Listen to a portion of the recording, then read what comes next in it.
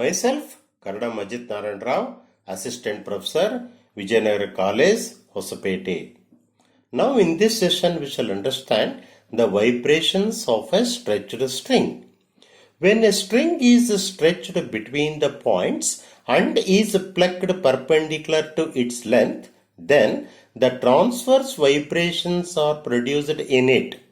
The particles of the string vibrates perpendicular to its length, and the movement is handed over from particle to particle.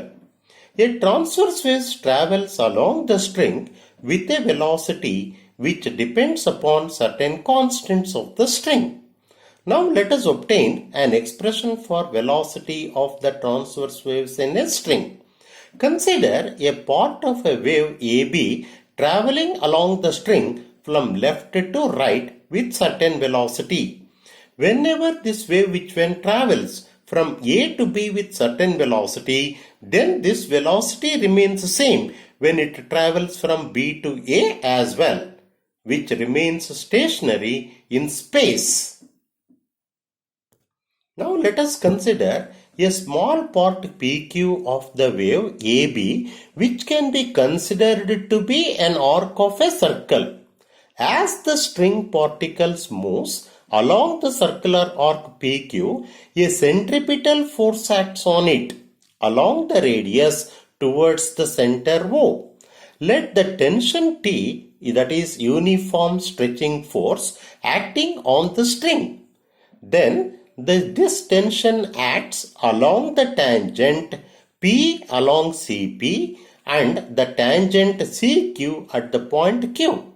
Now let us draw PO and QO perpendicular to the arc at the point P and Q, meeting at the point O, the center of the arc having the radius R. Then the angle POQ is given by 2 times delta theta. Now this tangent is acting at the point P and Q, that is at the point P acting along CP. At the point Q, it is acting along CQ. These are the tension that is acting at the points P and Q along this particular tangents. Now join OC such that it bisects the angle POQ. The arc PQ is given by R into 2 delta theta. We know that S is equal to R into theta. R is nothing but radius and theta is given by 2 delta theta, that is equal to 2 R delta theta. If rho is mass per unit length of the string, then mass of PQ is given by rho into 2 R delta theta, that is equal to 2 rho R into delta theta. Then the centripetal force on PQ is given by mv square by R, that is equal to 2 rho R delta theta into V square by R. This is nothing but mass. Mass is given by 2 rho R delta theta into V square by R. Here R cancels. You get this as 2 rho V square into delta theta, which is the centripetal force on PQ. Now, the tension acting at the point P can be resolved into 2 components. One is horizontal, another is vertical. The horizontal component is T cos delta theta acting along CM. The vertical component is T sin delta theta acting along CO. And the force, the tension acting at the point Q is resolved into 2 components. That is T cos delta theta is along Cn and the vertical component is T sin delta theta is acting along Cn. And now here these 2 horizontal components are equal in magnitude but opposite in direction. Therefore they cancel. The vertical component T sin delta theta is acting along the same direction. Therefore, the total force acting along CO is given by 2T sin delta theta.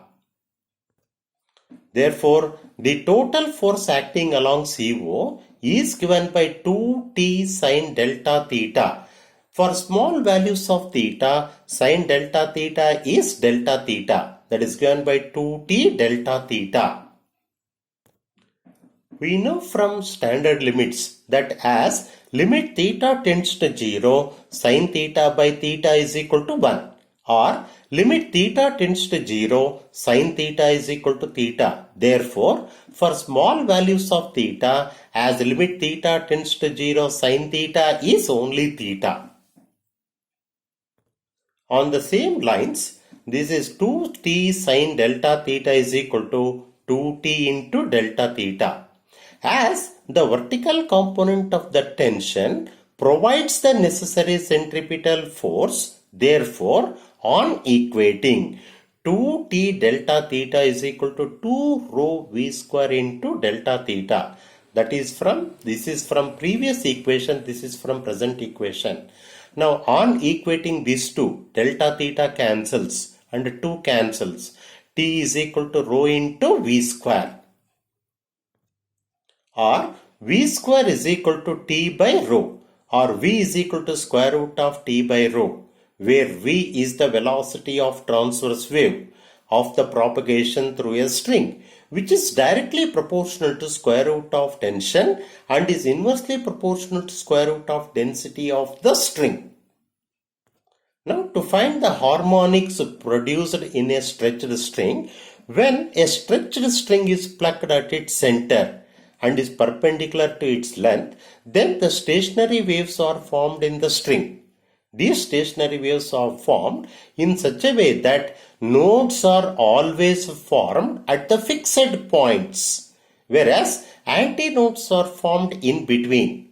Suppose if the entire string splits into R segments, that means it is split into R loops or segments, then the length of the string is given by L is equal to R into lambda by 2. The length of one complete loop is lambda by 2. This is L is equal to R into lambda by 2, or lambda is equal to 2L by R. V is equal to n lambda, as we know that V is equal to n lambda, or lambda is equal to V by n. Now on equating these two expressions, V by n is equal to 2L by R, or n is equal to R by 2L into V, where V is given by square root of t by rho. Therefore, n is equal to R by 2L into square root of t by rho.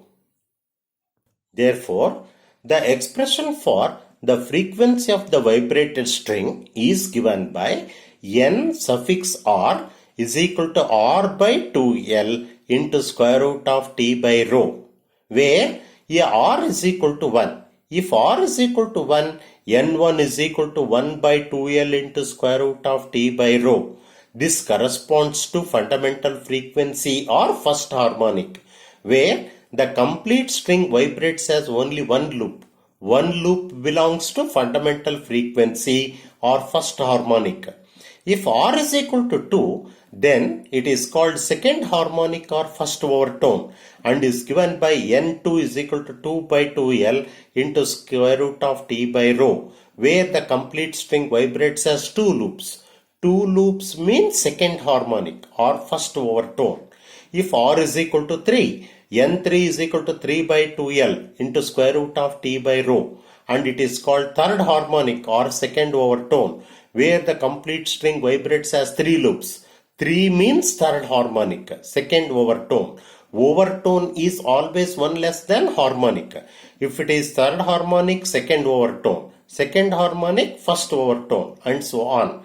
And now from these expressions, it is very clear that N1, N2, N3 are in the ratio of 1:2:3, etc. Therefore, for the vibrations of stretched strings, the harmonics are integral multiples of fundamental frequency. Thank you.